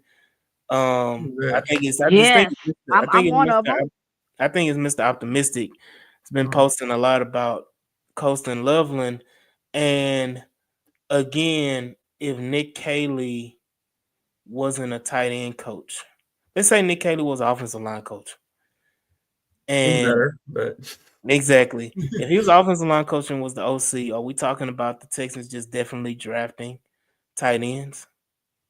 I think we would take one eventually. But do I But think it'd not be a top not high priority? like No. Right. people are saying. People are saying first, second round, third round, take a Yep, tight end. I think yep. the point I'm trying to make is that if Nick Caley was a different position coach, Mm-hmm. I think people would say, yes, you still need to draft a tight end, but a lot of people would say, well, you can draft one in the sixth, you can draft one in the fifth, you can draft one in the seventh, one of those 2 7-round picks, and I'll be happy with that. And people be looking at guys that late in the draft rather than looking so early. And again, if Colston Loveland is a guaranteed first round pick, he's not making it past the Chargers. Right. Because He's not making Michigan, it I past the said, oh yeah, Chargers. So I I wouldn't take even. So Eh, who's the head coach in LA? he might oh, take he's another gonna take offensive it. lineman. That's what I'm saying. No, he's gonna take. I mean, I'll take a what? Michigan guy, man. Yeah, But again, that's just speculation. Nobody knows nothing. Yeah, that's what they said about Blake Corum last year, and he passed. So Shoot, yeah. Blake, He knew. he Yeah, but knew Blake Corum was doo doo. yeah. But again, we have to do some more talking about these players, and I'm pretty sure we'll do it on our next episode when we talk about the draft. In general, we'll do a mock draft the week before the draft as well. But we do have to really, really harp on the defensive side of the football because I don't think there is a world in this draft, regardless of how many picks. If we draft 9 players, we drafting 3 defensive players or 4. And you can make that face, Mike, all you want. It's if gonna you're piss sitting at people off. 3.5, I'm taking the under. If you're sitting at 2.5, I'm going. Like I said, I can see You might take three. I that. just don't see three. Here's the thing: is, I see two. It depends on how many picks that he trades back for, because he can turn it and make it into that. That's a whole If nother we thing want, we gotta if talk we about. wind up with anywhere about 7 or 8 picks, then I see 3 defensive guys. If we're at that 6 range where between him trading up and trading back and all that, then I see only 2, because I think you could easily see 2 to 3 on O line, minimum 2. I expect 3 possibly. And then you got your wide receiver. I think he's going to get another running back, and I think he's going to get another tight end. Mm-hmm. Because, like So I said, right now you only got one guy coming back next year. That's truly no reason to think Stover is not coming back next year, and everybody else is up in the air. Yeah. Um. With that being said, because we got to talk about the trading back, because it's easy to say trade back, trade back, trade back, and when we doing these mock drafts, it looks real convenient. What is Um. here's the thing is, I think the domino is what will the Browns do if the Browns take what? Shout out Killer Cow. All right. um. Hey, Yeah. Killer Cal, how you doing? What's up, Killer Cow? Yeah, I don't get no love. Shout out Killer Cow. Just had a birthday. He just turned I, 75 years old. Um. happy birthday, but not on the 75, but happy birthday. Happy birthday. I think Browns will dictate a little bit of that. Do they go do a Carter or Travis Hunter, or do they go ahead and take Shadur? If they take a quarterback, then that kind of the trading back may not be as fruitful as we would hope. But if they don't take them, and then when you get to the Raiders, I think they're at number 6, if I'm not mistaken. Let's say they don't take a quarterback, they could turn around and do like what Atlanta did last year. Just because you sign one, extended one, don't mean that you don't still take one. Say they pass him up. I think the next team is going to be like the Steelers. Okay, let's say the Steelers don't take a quarterback. Now I think at that point you may be looking at trading back because somebody um, may want to trade back up in the first It round all and get it that all depends on. fifth, I fifth think year option. I think it all depends on what quarterback. And I think if Shadur is there, there is a possibility, but I don't think any team Jackson Dart as well. I think a again. team will do it I think a team if Jackson Dart is there in the 20s. in at 25 or whatever, I don't think that teams would be. I think teams will be more patient to let them fall because I'm gonna say this now. There are teams that are saying I know it's crazy now, but there are teams that are saying I'm more in love with Jalen Milroe than I am Jackson Dart. And we probably don't see it, but there's No, talk I see and it. there's talk about it. And if that's the case, teams are saying, well, if I value Jalen Milroe over Jackson Dart, I'm not going to trade up. If Jackson Dart falls to me in the second round, he falls to me. I will trade up in the second round, but I'm not going to trade up in I the can first see a to the team first doing round. it because most teams Want to get that 5th year want option, but Well, exactly. we thought teams was going to trade up for Will Levis in the first No, round. okay. Swan, Personally, hold up. for going, we cannot have No, revisionist history no. Hold up. because No, at the no. I'm saying when time he no. I'm saying when he no. I'm not talking about the once he fell out of the top 10, and he because at that point you we knew still, but Swan, that's the point I'm trying to make. There's after Cam Ward, every other, even Shadur, if Shadur is not taken, then every other quarterback is the Will Levis. no the And no the difference. reason why, and I'm not, and I gotta clarify this. I'm not saying they're Will Levis talent or they're going to be the type of player Will Levis is. I'm saying the scenario that Will Levis fail can But there's happen. but there's a reason why he failed that had nothing to do with talent. And that was reported throughout the draft by Jeremiah and all of those guys was that it was the attitude issue folks had So with what are him. they? So what are they I'm talking not hearing about? that about Jackson Dart. I'm What are not they hearing no talking talk. about? What are they talking about? Shadur.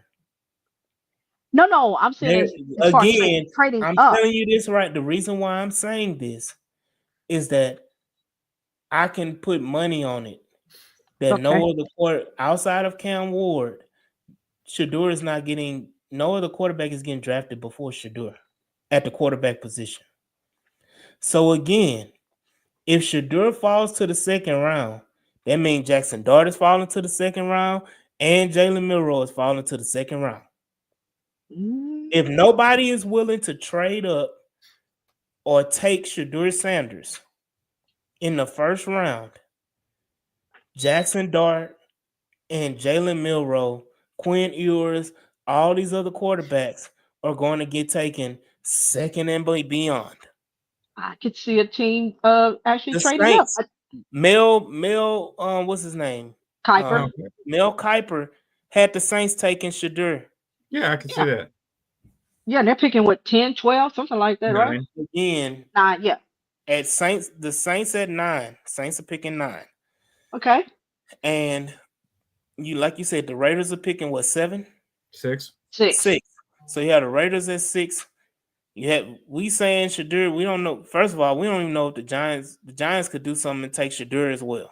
I mean, if the And Browns don't so take him, then they'll take him. But I'm just saying that's why I and, said the Browns are going to and start it off. so again, I think the determining factor is what does Pittsburgh do at 21? And they Does might Pittsburgh? want to trade up. I just don't think that these teams value Milroe and Dart as high. And I understand the 5th-year option aspect of it, but again, I don't think that teams are willing to trade the capital because again, you're talking about us at 25. It's not going to happen with us, by Right. the way. No. And that's the point I'm All trying you to gotta make do- is that, but Swan, you're talking about teams trading 10 plus spots Yeah.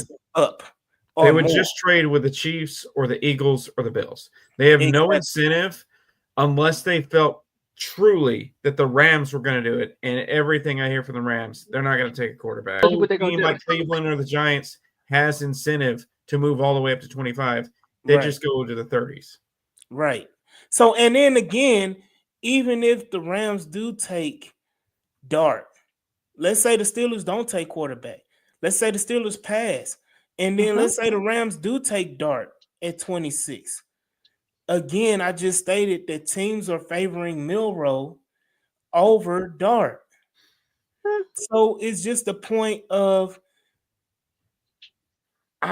teams are saying, I don't have that fondness of Jackson Dart to trade 2 seconds and a third or wherever, or 2 seconds and a fourth, or whatever the capital it may take to jump 10 to 15 spots for a quarterback that I don't necessarily say is going to be my franchise.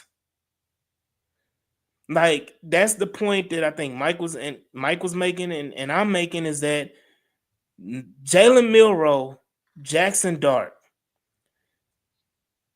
there's already people saying they don't really believe or know that Cam Ward and Shadur Sanders are franchise quarterbacks. It was I don't forgot who said it today, was saying that Shadur is Teddy Bridgewater. Right. Whoa. A borderline. I haven't heard anybody say Cam. I ain't heard nobody say Cam. They don't think it's going to be. I know there are doubts about Shador, but Cam. There are doubts about Cam, and the only reason why there's limited doubts about Cam because he's the best quarterback in this draft. Yeah. And the Titans need a quarterback. Right. He's going to 98% sure he's going to go to the Tennessee Titans. Again, if Cam Ward was in any other draft, and this is how I base it, if Cam Ward was in the CJ Stroud, Anthony Richardson draft, and Bryce Young draft, Cam Ward is probably going after Will Levis. No, I think he goes before Levis. No, he goes. I think he may go before AR. I think he goes before AR. I think he's QB3. I do, but that's just me. But because again, one, he's can pass. He's accurate, and he's athletic. So I got to look at it like this: we got to take a step back because again, we're looking at it as if what we know now. We know that Will Levis, and we going on damn near 2 hours. There are articles out there. I was very low on Will Levis. I know you were, but I'm saying there's on Will Levis. Swan, they was talking about Will. First of all, they were saying the Texans was gonna take Will Levis. Oh yeah. No, hold up. No, we had certain folks that threw that out there because they could. They And they just were made us saying, well, if we don't take Will Levis at 2, we gonna take him at what was it, 11 or 13, whatever no, that pick no. was. 12, They yeah. said we no. They said 12. we was taking right. They said we was gonna take Will Yeah, Anderson, and we was gonna. you Well, take one was Will Will Levis. Anderson and Will Levis, and then there was one Yeah, who was gonna take Will Levis, and we was gonna right, take Tyree Wilson. What I'm right. saying is, So but it's those the are folks that were guessing because they made assumptions because D'Amico was a defensive minded, quote unquote, head coach.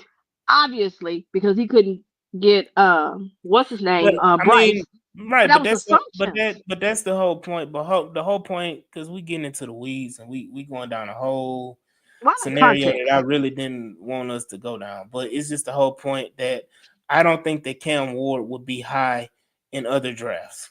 Yeah. And that's the point I was trying to make, is that I think that a lot of these other quarterbacks, hell, look at last year's quarterback draft. How many quarterbacks Mhm. were drafted in the first round? Was it 5 or 6? It was like 5 or 6. Cam Ward is a second round pick. Yeah, Yeah, at best, he's late first round. Yeah, I Yeah. could say. he's a second. I can see late He's a first. second round. He's not the number one overall pick.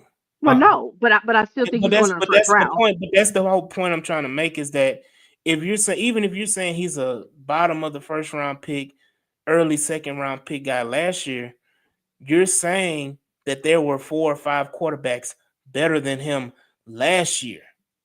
So to say he's and looking at some of these guys, nobody knows if JJ McCarthy is a franchise quarterback. He was drafted. Nobody knows if Michael Penix is the franchise guy in Atlanta. Nobody knows these type of things. And again, it goes to the point. No, in this draft, which people are saying are rating this considerably worse than it was last year and years before, nobody's sitting up here saying Cam Ward is Thank the you, guy. Brandon. I am glad of that too. Yeah. Casario smarter than all of us that he traded for Stephon Diggs and traded the That's not contract. what that says. That's brilliant. And Cam Ward will be in a better situation. This is silly season. Sanders, I understand that. Cal, I'm not saying Shador isn't a good guy, isn't a good quarterback. I think Shador is going to do very well in the NFL, because if he goes to a team that has bad O-line problems, guess what? He's been playing behind a bad O-line his whole life. So like, this is nothing new. And these guys, these guys. I mean, gonna be Cam, moving. Hold up, they gonna be moving a lot faster than they in the NFL than they did in college. And this I competition level is understand that, different. Swan, but pressure is pressure. No, it Plant, matters plant, because he's not plant. athletic like that. So Unlike you're Cam. missing my point when it comes to, and I understand he's not athletic and he doesn't move around the pocket. He's not Caleb Williams. I understand that. It's the point about it is that, can he make, the question is not can he escape the pressure. The question is, can he make the throw with pressure in his face? And that's the point I'm making. As a quarterback, to me, that's more important than a quarter saying, if I have a quarterback that can make the throw with pressure in his face, rather than, oh, he has to escape, he has to have a clean pocket to make the throw. Give me the quarterback that can make it with pressure in your face, because 9 times out of 10, you're going to have a lot of plays with pressure in your face. That's the point about that Cal was saying. That's the point I'm talking about with Shador. I understand there's a different level when it comes to pressure and quickness and all of that stuff. The point is, Shador has proven that he can make the throw regardless if the pressure is in his face. Shador's knock is that he holds on to the ball too long. That's his problem. But can he make the throws? Yes.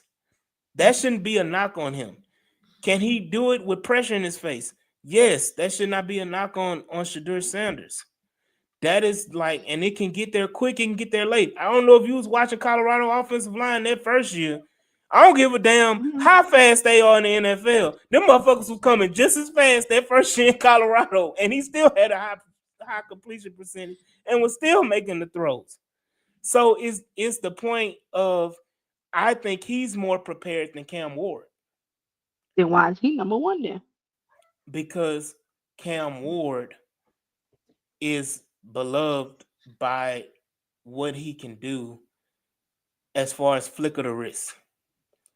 That's the difference. Is people Cam Ward is not more athletic than Shadur Sanders. Oh, If he absolutely is. if Cam Ward is more athletic than Shadur Sanders, it's a super No, tiny it's margin. not. It ain't. I No, have it's not seen close. both of them I've watched play. both of them. No, they're not. Cam Ward is the way people are talking about it. People are talking about it like Cam Ward is goddamn Lamar Jackson. Oh, he is. Hell the fuck No, no, he ain't. no, You know no, that shit. no. I more so he's more close to the folks want to make him more close to JD5 than they are per se Lamar. Hell Yeah, he's no. not that either. He's But not No, even no, closer to that. no. What I'm saying is that's the combo Okay, that but is he's that not he's even more in that closer. combo, Swan, is what I'm saying. Cam Ward is stiff. No, he's not. Cam Ward is elusive. Cam Ward is not athletic. Once again, neither one of them ran a 40. So I really wanted them to run the 40 because I didn't want to see what Cam Ward 40 was and what Shadur See, Sanders 40 was. And if Shadur Sanders 40 was faster than Cam Ward, I guarantee you that would have knocked Cam Ward out of the number one spot. But no. again, I don't believe, and that's just me personally, I don't believe that Cam Ward is athletic.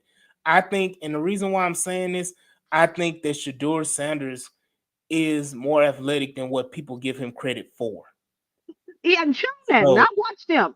The dude is not. I mean, hold on. You must be mixing his brother up. no, Shiloh, no. Shiloh is the one that's athletic. Shiloh is the one Shadur is again. Shadur is mindset playing the quarterback position is not to run the football. The no. same I'm saying the same knocks and same things that people were giving, and I'm not. Let me say this: Shadur Sanders is nowhere near C.J. Stroud, not in the stratosphere of C.J. Stroud. But the knock on C.J. Stroud was before the Georgia game is mhm. that he can't move in the pocket and he can't right, run and he right. can't do. And they're saying the same thing about Shadur. When Shadur's problem, and I just said it, is that he holds on to the ball too But he long still hasn't because proven his thing is. But but didn't folks say Swan, with CJ? But I'm asking, did folks not say which CJ will you see in the I next level? understand Will that. we get Georgia's CJ, or are we gonna get the regular CJ you saw uh with Ohio State during the regular season? You haven't seen a Shador moment where you can sit back and say, "Oh, okay, he can do that." Now, which one you're going to get? That's the reason why Cam Ward is number one, because you know Cam Ward can do both Cam Ward because is not he Cam did it Ward. both at Miami. Cam Ward to me is going to be a good quarterback. Cam Ward is not a franchise altering quarterback. I And don't know. Well, and definitely not in Tennessee. Well, again, he's going to Tennessee. Cam Ward is not a franchise altering quarterback for that point but alone. that's what I said. And it can have nothing to do with Cam Ward the player. That's what I said. It Talent can be wise, I just think the talent wise, organization. talent wise, Cam Ward, if you look at the last quarterbacks that were drafted the last 4 or 5 years, talent wise, I don't think he is top 10. I don't think he's top 10 of quarterbacks drafted talent wise the last 4 or 5 years. Go back and look at it and come back to I'm me. good. No, I'm But good. No, I'm good. again, it's just the whole point. With that being said, Cam Ward will probably have a good average career. And unless he gets out of Tennessee, he will be a good average quarterback. Again, Trevor Lawrence was drafted number 1 overall. Trevor Lawrence was supposed to be generational. Trevor Lawrence is a good quarterback. Trevor Lawrence isn't franchise altering for the Jacksonville Jaguars. He's what? If the Jacksonville Jaguars were to release Trevor Lawrence or trade Trevor Lawrence and draft another quarterback, they would be in the same boat that they currently are in. Yeah, but I thought you said he was a franchise alternate quarterback. I'm sorry. I said I he don't. was. He's not. Oh, okay. I was just like, No, I said that again because we're gonna close out. I said that Trevor Lawrence was drafted number 1 overall as a franchise generational altering quarterback, and he's not. nope. That goes to my point about Cam Ward. Just because you're taking number 1 overall, and I hate to shit on Cam Ward because I like him as a player, but just because you're drafted number 1 overall doesn't make you a franchise altering quarterback. I think if Tennessee did not need a quarterback, because let's be honest, there were conversations before recently that Tennessee was going to take Abdul Carter. Before the foot injury, if Abdul Carter, I believe this, if Abdul Carter didn't have that foot injury and all of that noise about Abdul Carter and his size and whoopty whoopty whoop, They still taking a quarterback. they either that or they were going to trade out of that pick. They And I fan think base they can't afford not to. They are getting ready to so. for that stadium and everything. They're All right, they're so kind of like forced let's to kind of do it.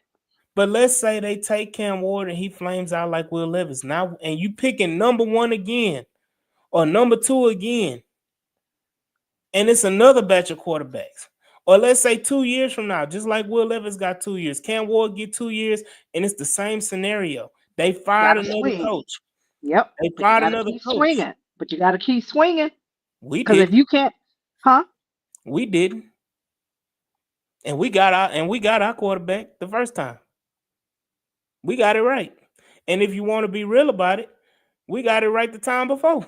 Mm-hmm. No, that's what I'm saying is if you, I And mean, you if it don't the hits, Texans. So just because a franchise misses out on a quarterback, it does not necessarily mean you have to keep swinging.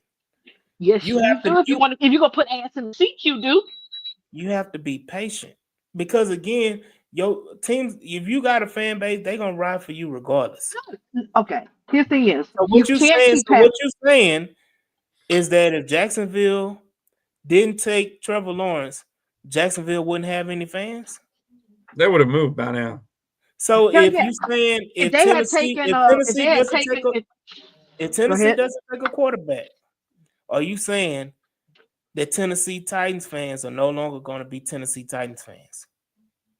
I think it hurts. As far as here's the thing, are they still fans? Because let's face it, we went through that where you couldn't put folks inside that damn stadium. Now, COVID. are you still saying you're a fan? For a couple of years. Yes. Are you showing up? That's a whole different thing. Let That's me what I'm say this talking about. too, Swan, because you talking about putting S in the seats. Let us not forget. We hit a little thing called COVID during our time with not putting ass in the seats that contributed. I'm not saying that was the sole reason, but it greatly contributed to why we didn't have as many No, we asses in the didn't. seats. No, we didn't. I About understand, see how Swan, you had that stadium full when we was going 2-13 or 2-14. When we you mean was the shit? picking No, number, you we picked hold up. No, number no. one You talk. 3 times, and Okay, all I'm 3 talking about times that. we picked No, I'm talking Swan. about We picked after, not then. Swan.